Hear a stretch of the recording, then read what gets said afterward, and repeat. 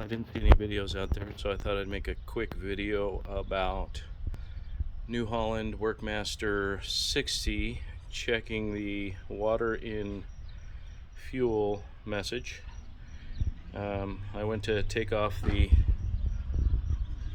fuel filter, which is right there, the white one, and I was about to take it off and I started to remove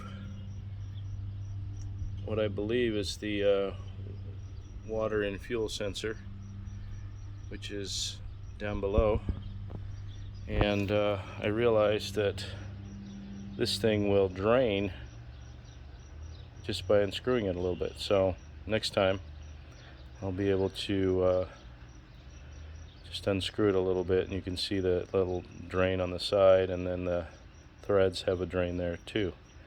So anyway, let's see if I can show you the right there's where it goes, and I took it all the way off, so I'm gonna have to prime it. But anyway, hopefully that helps somebody.